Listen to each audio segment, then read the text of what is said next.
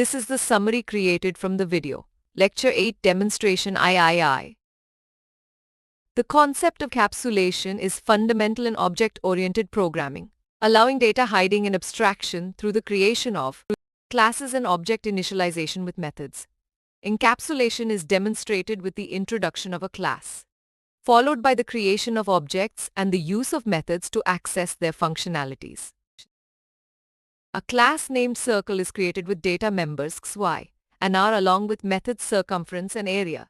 An object C of the Circle class is then initialized with values sex 0.0, y 0.0 and r 5.0. The circumference and area of object C are calculated using the respective methods, showcasing the ability to create multiple objects of a single class.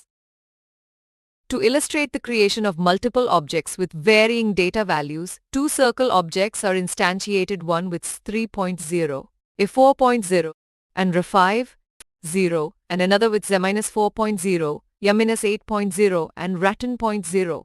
The method circumference and area are accessed for both objects, highlighting the capability of a single class to manage multiple instances with different data. The demonstration expands to include multiple classes within a program. The Circle class is accompanied by a box class, each with its respective data fields and methods. Objects C and B are created from the Circle and box classes, respectively, and initialized with values 3.0, 4.0, and 5.0 for their data fields. The area and circumference for object C and the area and volume for object B are accessed and printed, showcasing the program's ability to handle multiple classes simultaneously. Java provides features for initializing objects during their creation, eliminating the need for separate methods. The demonstration introduces a point class with x and y members, and a setPoint method that initializes these values for an object P.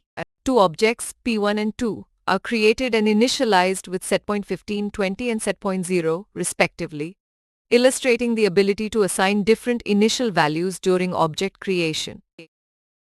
Constructors offer an alternative approach to automatic object initialization in Java. The Circle class is updated with a constructor, a method sharing the same name as the class. The constructor has no return type and takes arguments for initializing the class members. The main program demonstrates creating objects using the new operator and passing arguments to the constructor for initialization. The concept of constructor overloading is introduced, allowing the Circle class to offer multiple initialization options through constructors with varying argument lists. A constructor with one argument initializes x, y, and r to 0, while a constructor with 3 arguments allows setting custom values. Additionally, a constructor can take an object itself as an argument to create a duplicate instance, and a default constructor no arguments initializes x, y, and r to 0.0. The main program showcases the creation of objects using these different constructors. The this keyword is explored as a means to resolve NAMS conflicts between class members and arguments, as well as for calling methods from the same class without creating an object. Furthermore, this can be used to call one constructor from another, enabling code reuse. Constructors are treated as distinct if they differ in the number or type of arguments, a concept known as overloading. The demonstration covers the use of this keyword for member argument resolution and method constructor calling. In summary, encapsulation facilitates data hiding and abstraction in object-oriented programming. Constructors enable automatic object initialization, while constructor overloading provides multiple initialization options. This keyword resolves namespace conflicts and promotes code reuse. Furthermore, a single class can have multiple objects storing different data, and programs can include and utilize multiple classes simultaneously.